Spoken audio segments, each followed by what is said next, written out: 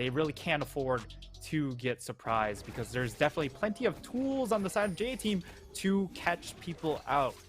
You have the wall, you also have the Gragas barrel, so look for those tools to be really pivotal in these objective fights to cut off Cascada from the rest of his team. If he gets isolated, he might just get picked off, or he just won't be able to help out the rest of his squad. I like this level 1. If you get a kill onto the Lucian or Nami, or just burn a summoner, that is massive. But yeah, kind of showed their hand, unfortunately. Yeah, Never Move comes out from Nesty, thinking about the first brush, but Enzo with a safe bit of position. Lil V as well, sitting in the river. And just like that, J-Team know that the commitment to the 4-man bot is over. For DCG, they're going to lose some vision control on the top side because of it as well. So it will be good tracking here from Hana, who is actually going to be starting on the top side, but so is Kongyue, pathing down to this Lucian Nami lane that we talk so much about being a bit of a priority for J-Team. Yeah, and no one's going to be focusing their time up in this top side either, right? Because it's Sejuani versus Gragas. While there can be opportunities to find a kill, like, let's be real. There's so much disengage. All right, there we go. There's so much disengage coming in from Gragas. You have the mobility coming in from Sejuani. Really, it's going to be a difficult time to really try and snowball one of these lanes, especially. Much less just get one kill onto these champions. Yeah, I mean, again, like, the camera will go up there a little bit. We know take versus take matchups, as Uniboy's actually already got the shove out in the mid lane here as well. Camera seems to be a little bit peeled. Yeah, he is level 2. Probably the EXP from clearing out the ward. Yeah. I don't know if he was in range. Take blue? Surely not. Did he take a camp? Because to get level 2... Well, he did path over to the blue buff, though. He did. He passed away. Yeah. We'll see. At the very least, you know, it's a couple of minion waves. Doesn't have the blue buff. So, guess I missed that one in my span, as Uniboy does hit level 3 first. Remember, the minion wave was shoved in. Nesty going to be able to match it. And you're right, wasn't the ward taken? I don't know. We have to look at the VODs for that one. Yeah, definitely slipped past us there. Regardless, both of these junglers pathing towards bot lane, and for good reason, right? Because you have a Lucian Nami. That will always be a big focal point. Yep. If this Lucian Nami gets ahead, you know, they can definitely raffle stomp a lane from there. However, if they don't, the Philios Lulu just feels like a better combination throughout the rest of the game, besides the first maybe 8 minutes of the game. Yeah, I mean, it's level 3 as well for these bottom lanes. Just meanwhile, that for Lil V and Enzo, the all-in with Lucian Nami is the best point.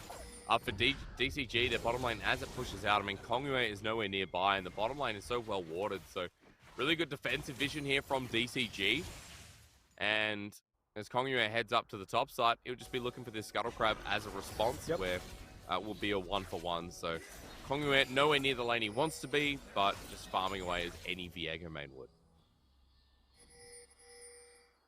Yeah, and the reason why we haven't seen as much success coming out from Viego in the PCS has been mostly because of the fact that Viego feels much more of a win more champion in the PCS, because he doesn't really offer a ton of early game pressure, especially compared to the other big junglers that you would see in something like the Poppy or the Trundle. And he doesn't quite have the same impact as something like a Wukong, who has that big level 6 that we all know and look out for. Once he gets to that, he has that big team fight impact. Viego doesn't quite have that, but if your lanes are really strong, you know, in that first fight, you're just going to be bouncing around with those resets and then snowballing those fight wins. Ooh, good trade in the bottom lane. Meanwhile, though, Chris Carter and Woody, great poke. I mean, the Lucian Nami lane is not going well to kick things off with Lil V and Enzo. Woody and Chris Carter putting a number on them. Yeah, utilizing that range well. Yeah, and that has been... Woody is probably one of the few better enchanter players in the league. Doesn't really look that great on main engage, as I mentioned before. But when he gets to play back and search for the perfect play, more often than not, he will be able to find those big impactful plays for his squad. And this is a great start for the duo of Cruscato Woody, having this Aphelios Lulu combination that is going to outscale the Lucian Nami, and you're able to hold lane. That's fantastic. Cycling in on Nessie's level 6. I didn't find out, by the way, Nightstar. You know, I didn't find out how that happened. I mean, we got to work past it, of course, but yeah, that's one that's just perplexing me. He hits level 6 here, matching up with Uniboy, and we talked a little bit about how J-Team can accelerate the game. There's a 10 CS lead in the mid lane. Nesty now trying to get the shove as Never Move doesn't connect once again, but Uniboy, as he cycles through, remember the Dragon's up and J-Team are already moving down. Oh, they are trapped. They are. They are trapped. I mean, Flash might have to come through from Nami, E over the wall for Lil V, so it's only one summoner, but it's early on the Dragon that causes them to burn it, and DCG get priority. Yeah, this is a great look. However, they still want to fish for this. But is it going to be too much? Kongyue is only level 5, so those resets we talked about not going to come through. Nesty has himself the Demon Flare available. Never Move connects, but the Weaver's Wall cuts off J-Team. The Weaver's Wall from Uniboy wasn't good as Nesty flashes away. They still want to take the fight. Lil V is isolated himself. Uniboy's ultimate just didn't get the right idea across. Not quite the wall I was looking for coming in from Uniboy. Definitely missed its mark. And yeah, there was really just no angle for the side of J-Team to find that fight. However, at the same time, they are still up in gold. And part of the reason why is because the top half of the map is doing well for themselves. Small CS lead for Driver, small CS lead for Kongyue, and more importantly, over a 20 CS lead in this mid lane. Uniboy definitely doing work in this mid lane, kind of what we expect. However, when you are playing that Talia, you have to be able to find these roam plays to really get the maximum out of this thing. Yeah, as we said, accelerating the game, so I feel like the Dragon is that much more influential that's been taken away by DCG. It's only a 300 gold lead or 400 at this point for J-Team 2. So the game hasn't really exploded yet, but as we said, those ultimates are now available. Uniboy uses first one in front of the Dragon, and it's going to be more about where he can move when the second one comes up and available. As Hana's now level 6 as well, positioning himself down the bottom side, while with this Herald now spawning too, kind of be looking towards this pivot from J-Team and seeing what they can do, but Kongyue is coming in mid. Flash W. This mid jungle was our selling point, and now both of them have just gotten us perplexed. That's a big swing and a whiff. They're coming in from Kongyue. Is level 6, so, you know, he has the potential to start popping off in these fights, and his skirmishing potential definitely jumps off him a lot more. And you're not worried about him burning that flash because he still has the ultimate to get out of dodge if anything does get a little bit messy. However, it certainly just doesn't look good. And for J-Team, out to an 800 gold lead, DCG have, looks like they have the first angle onto this Rift Herald, and J-Team, they're not in a position to contest. Because for Kongyue, because of how this bot lane has played out, this Lucian Nami has not been finding good damage onto the Lulu Aphelios because they're just outranged.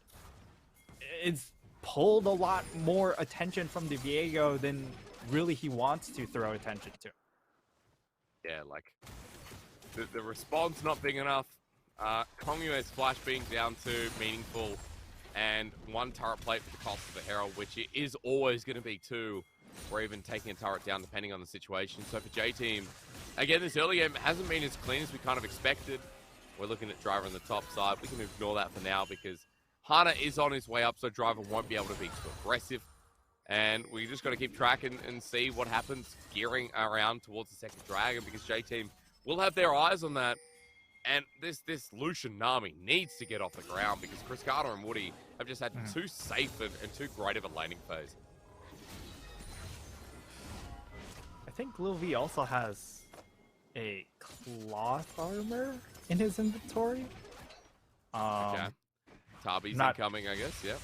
Yeah, he's got a cloth armor. He's really worried when. I mean, there's so much magic damage piled in on the side of DCG, right? Because you have the magic damage threat coming in from Swain and from Lulu. That's a lot of the harass he's taking in this lane phase. However, he's gone for the cloth armor to try and mitigate the Cascada damage, which I would say is not the majority of damage he's taking in the lane right now. Maybe it helps him stand up a little bit more in this lane phase, but the issue is that's 300 gold that's not getting a ton of value here for him. Not getting much value fight. anywhere else. As Hana with a pillar in mid, never moves, going to get Uniboy, but now for this 2v2 to kick off, Kongyue jumps on in, remembering the Heartbreaker is available but not used. So they stop the Herald play. For DCG wanting to open up mid, 30 seconds before Dragon. They get the setup, but they do take a heavy chunk before this objective next spawns. Yeah, and DCG do get first access into the river, which is definitely an improvement because, again, their loss to Jewish team was them always late to these objective fights, and they end up getting caught against the Meganar time and time again. This time around, no Meganar, but if they're late to these fights, they'll just get cut off by the Talia wall, right? So they don't make that mistake here, and they're able to secure themselves a second dragon. That is massive. I feel for their like chances. J-Team are just, I don't know. They don't know it's what not- to do after which- their bot lane loses its heart. Which doesn't make that sense. And it's not like bot lane is like losing out that hard, right? But the bottom lane going even is, yeah, it counts as a loss with what you consider as, you know, Leaky and Driver. We keep watching top side. Let's wait a bit. Permafrost is going to come through. Leaky has Ignite, but Driver mitigates a lot of the damage. And, you know, Driver didn't have TP available. He didn't start walking down. J-Team now 2 dragons down.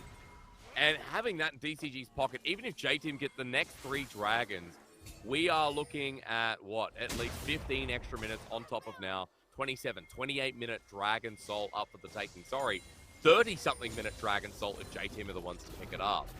So no matter what, DCG in such a great position in this game, as you were saying.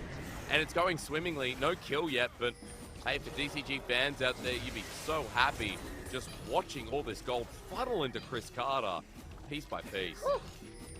Man, 3 plates worth of gold just flipped into the Trundle Aphelios. That's going to feel really, really good here. And when we talk about this J-Team composition, most of it is front-loaded, right? The Lucian, the Nami, the Talia. It's all about this early mid-game. And the early game has not stuck, which means their timing window in this mid-game just shrinks all the more. Yeah, it does. I mean, you know, for J-Team, let's see Uniboy get out onto the map, because I feel like that's what we've been asking to see so many times. They're now moving down, but Hana's still here. He's been in the right place at the right time quite a lot in this game. Driver's getting turret plates, but it's like, well, even though this is a Night Harvester Gragas up in the top side, who cares? You know, who cares at this point? Gold lead is only 500 for J-Team. The Dragon's still scary. You know, the Herald got its play. We got another one up in a minute. And for DCG, they're still in a comfortable position. We can see the plating on the bottom side of our screen. DCG actually got more with the extra plate going down thanks to the Herald charge. So still looking really good here. We'll have to watch and see if J-Team can get that fight that we've been waiting for. Maybe the pick-off here, Nightstar, before Herald spawns. Yeah, and before we get into the next objective fight, I just want to highlight the items that have been completed, right?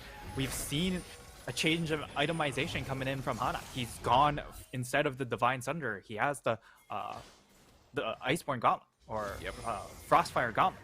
And on the flip side, Kongyue, he's went ahead and rushed the Kenpunk Chainsword. So he's just trying to get maximum power right now, because he knows he needs that power now rather than later. Oh no, this side's just going to go down. Cullen coming through the dive. He's going to turn into a 3v2. Driver on the backside. The TP's good, but Chris Carter now has all the shurikens. Explosive cast better from Driver. Misses the body slam though. They can't get and to he him though. goes over the wall. Driver botches it as Nesty is in the middle of everyone. This demon flare is going to explode, and They just don't now have the damage. Uniboy DCG group up and become fire yet again. And it's just these 5-man plays that DCG are going to excel at in this composition from J-Team. Why? What is J-Team doing? This is meant to be one of the best teams, and I've cast J-Team through spring and summer, watching them develop. This J-Team just ain't it. And the weakness comes from the bot lane once again. We saw them struggle in the playoffs when Enzo and Lil V have been targeted, namely Lil V, and that ends up being sort of their downfall here. Driver, like, he finds a good barrel, but unfortunately, you know, where they tunnel in, the side of J-Team can't get access to finish off that kill onto Cascada besides Driver, and all of his damage is just front-loaded onto the barrel proccing the Night Harvester. So I mean, he tries his best, but unfortunately can't finish the job onto Cascada, and as a result, well, DCG, they're able to win out because Nesty gets a good angle. He's able to soak up a lot of damage because he's just drain tanking, and yeah, I don't know what more you want said here. J-Team, they are on the back foot, and it is not a good look. However, they do have early priority on this bot river area. Well, the only concern right now is the fact that Chris Carter has another BF sword. His ultimate almost up and available. J-Team are making a play, and this will be good. If Hunter walks in, but now already spotted out, a good vision of Empire. And J-Team about to get pinched. The Glacial Prison onto Drivers there. Not great. But Leaky a little bit early. So as Driver takes that ulti, that's one little picking piece that for DCG will be down. And for J-Team wanting this dragon desperately, maybe it's enough to give them confidence for the 5v5. Cascada throwing out the turrets over the wall just to make sure no one comes in with the Hex Gate. And he's actually going into the mid lane. Yeah, he just showed. He's coming back. He's got the ulti. Wall comes over. Wall's good. Wall zones them off. Chris Carter will be over, but he has the range here with the ulti. And Uniboy's just caught out by Leaky. Great little Glitterland from Woody. As Drivers now pulled in, the coordination from DCG is so good. Konguer walking into certain death, it feels like, and Permafrost enables the slowing down. Oh, Lil V! Nessie coming through. Woody still not dying to Lil V. Lucian Nami yet again falling flat, as that's what J-Team are doing in this game. 0 turrets, 0 kills, 0 hope at 18 minutes. Deep Cross Gaming up, perfect gaming. J-Team. Starks. No more Talia for Uniboy. I don't care. No more Talia for Uniboy. The first time he played it looked great, but whatever's going on here with the Gragas too. Yeah, I mean, they just don't have damage. They missed their timing window, and now when you're forced into a front-to-back situation, I mean, it looks bad. It looks real bad. Yeah. Lil V on this Lucian. What does he even do? Look at this entire time. He's just hoping and praying that someone walks into him, and then he flashes forward to try and kill a Lulu. Like, brother, killing a Lulu doesn't change that fight at all whatsoever. And investing a flash, definitely, or investing a big cooldown like the Gale Force, I should say, is going to possibly open him up to get really dunked on in the next couple of seconds. I just feel like at this point, J-Team are trying to throw everything against the wall and see what sticks, which you can't blame them for doing. And Uniboy's ult in that last fight wasn't the worst, like, let's be real, but it's just been so rough to watch. You know, J-Team set up for these 5v5s against a team that, you know, has this Sejuani Trundle. You look at all the tools for DCG, and you're like, it's so easy for them to play standard 5v5s, where for J-Team, these explosive casts have been great, but then the wall comes in, it's like, you know, Uniboy maybe should have started with the pick. It needs Konguer to get the reset.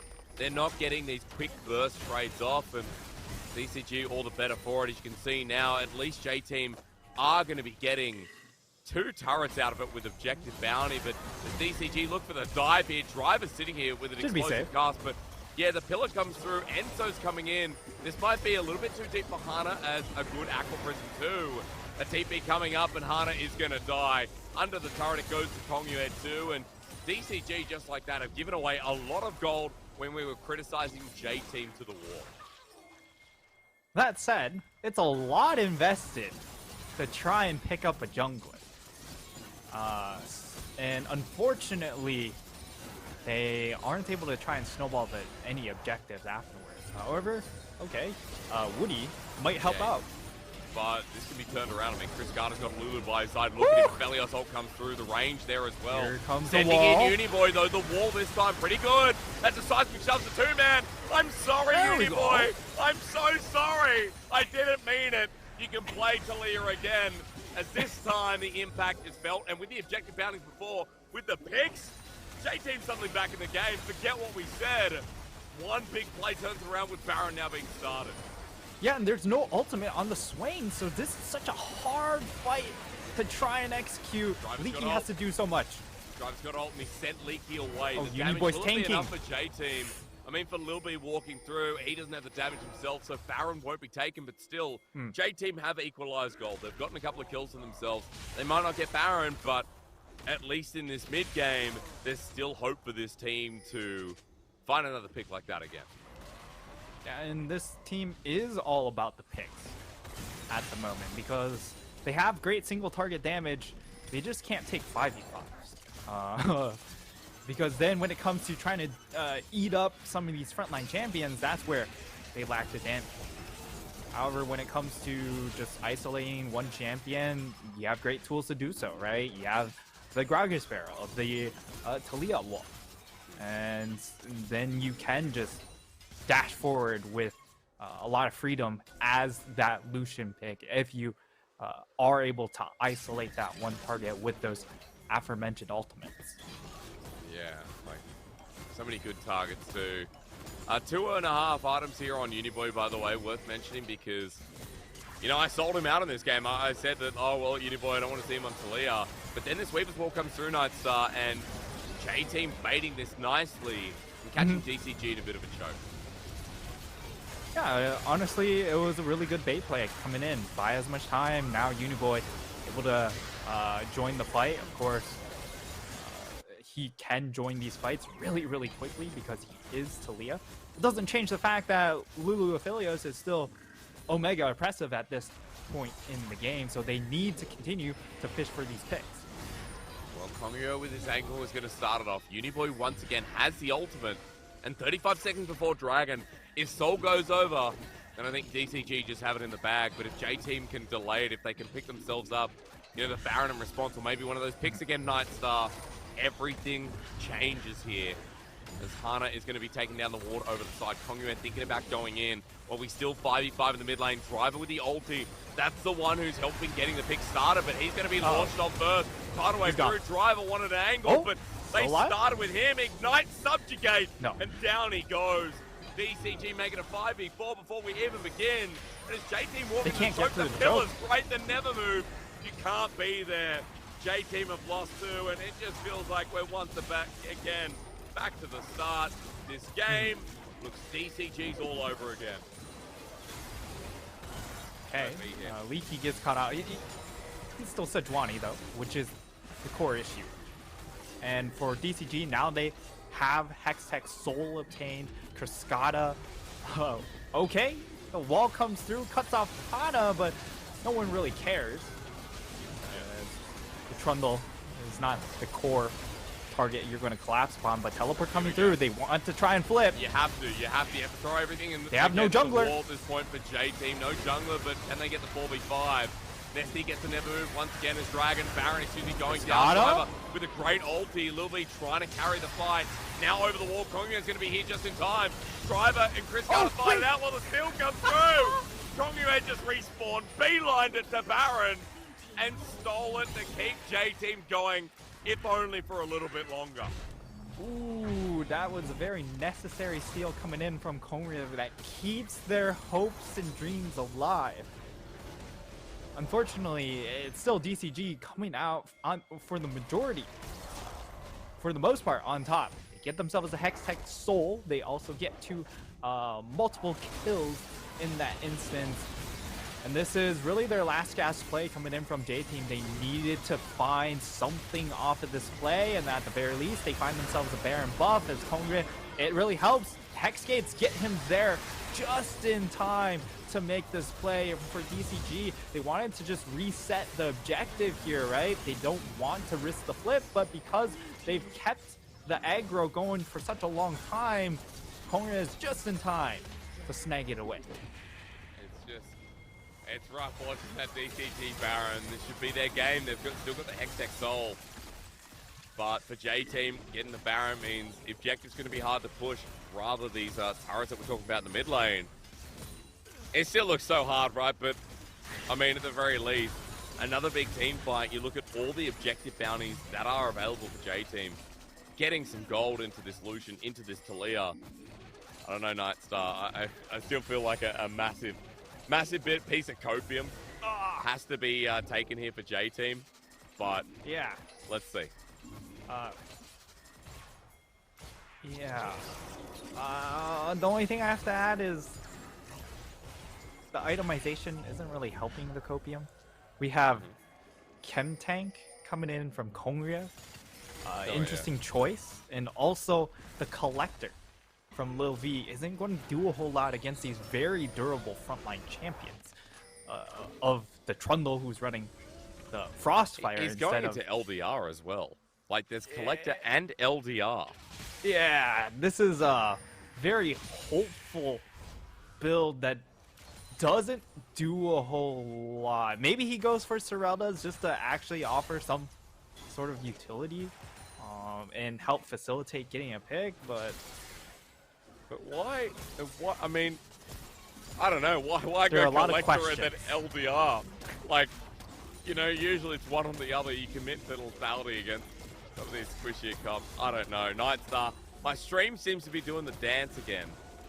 So if we That's get a okay. fight, you're gonna have to do the play-by. All right. We'll wait to get you back in here. But as it stands, 13 or 30 DCG have the lead, and okay, looks like we might have a fight. Wave does come out. Okay, great time. Hey, but yeah, I mean, look, you know, we can have a conversation about items if this game goes long enough to talk a little bit about, you know, when Lil V finally gets the third one. But for DCG, they have control of the map right now. That Baron taken by J-Team was good. The gold short up, but as Nightstar already told you, DCG well and truly came online. This is a 3 and a bit item of Aphelios. Side lanes, no problem. As J-Team look to capitalize here with the Weaver's Wall up and available, Kongre is beelining it here with the Chem Tank on this Viego. But Hana just says nope, and DCG continue to walk out, and J-Team can't close the gap. Yeah, and there's just not enough range from the side of J-Team to try and find these plays. As we also get to take a look at top lane, man, there is a stark difference in these items. Look at the items on Leaky. This is a big old boar. And then you compare Driver's itemization. He is working on some leftovers as they're trying to funnel the gold, as much gold into their Collector Lucian as possible. I think he has his last Whisper item. Yeah, he does get the Sereldas, so we'll have the extra slow attach. Okay. But still, that's their only range. Yeah. Is just the culling. That's it, Hysterics. Yeah. So Sereldas comes through. I mean, honestly, at least it's Serelda. I feel like I can verify Lil V a little bit more. But, you know, we're looking for this solution at 1-2 items. We're now at 3 item of Aphelios, so it feels like for Chris Carter, now with the stopwatch, going to be so comfortable, luring J-Team into this Elder fight in 10 seconds. Man. And they are look at kind the of angles. trapped. Yeah, they are a little bit, I mean, trapped if they want to go for the objective. They're going to take the long way around, but Okay. DCG still, they're going to be looking to start this one up while Kongyuan charges in first, but Cascada's not here. yeah. And Union Boy's a bit far away, has the Weaver's Wall. Cascada was just setting up the mid-wave. Pillar onto Lil B once again, has never moved. Gets Driver, who's trying to frontline, but as Nesty flashes forward, this engage begins, the flash now comes through, and that barrel only further seals the doom harder. He's getting targeted, but as he flashes away, this enemy Jumbler subjugates and still lives on. A messy fight, but it doesn't matter. It's Chris Carter. They're on the wrong side of the map. They're on the wrong side of the rim. The TP at short range, as Munchables would call it, advanced tech splash. Chris Carter goes golden, and DCG got this in the bag. Kongyuan will get his reset, but this game has felt over for a long time, and J-Team have been outclassed at every angle. Uniboy running for his life, but that should be Elder, and that should be the final nail in the coffin, as Uniboy will be zoned away, and Leaky will end up eventually getting this kill. He's gonna burn him. Ah, he's BMing him. Oh! Oh! Wait. Oh! Wayne? Hey, okay. Oh. You know what? I almost thought the BM went too far, but it was just enough. It was just perfect with Saracen. The end result is sort of as we've expected, even though the gold lead isn't that much, right? DCG only up 2.5k, but it also just shows you the difference in their composition building. For DCG, like, this is all about the 5v5. And for J-Team to win these fights, the wall has to be perfect, has to cut off the backline away from this dive. And look at where Talia is. Just nowhere close, trying to deal with that mid-wave pushing into tower, and is forced to use the teleport. And by the time the wall gets here, there's no health bar left. Like the wall sections off Woody, but everyone on DCG are on the right side of the wall to deal with J-Team. It's hard. I mean, it's very hard at this point. Kongyuan trying to do something here on his Beth build on Diego, and yeah, Baron's going to come through as well. Elder was picked up. This is now the game-ending push. In a matter of minutes, DCG are going to try and burn this one down, as J-Team might just have to sit and watch. Yeah, and what back-to-back games coming in from DCG. They fumbled the game against Jewish team, who were 0-8 at the time, dead last in the league, and now they go ahead, take the scalp of number 2, and get revenge, possibly, for their first round-robin loss. Tempted wall, like the prison of the turnaround, though, and there's the burn from Elder. Leaky just doesn't die. Look at this. I mean, the plate comes up, the shield, beautiful. And Leaky, even though he'll die, the burns keep coming through. Nesty for the next, and this Imperial Mandate flame is doing enough. Enzo walking up and almost dying as well as the root comes back. The Demon Flare at the ready. And Nesty is taking names, dude. DCG may have been third before this, but they'll tie up with J-Team and make a statement of getting knocked down by Jewish team. J-Team all out of sorts here in this game, but DCG played it clean from the very start. Clean, clinical execution.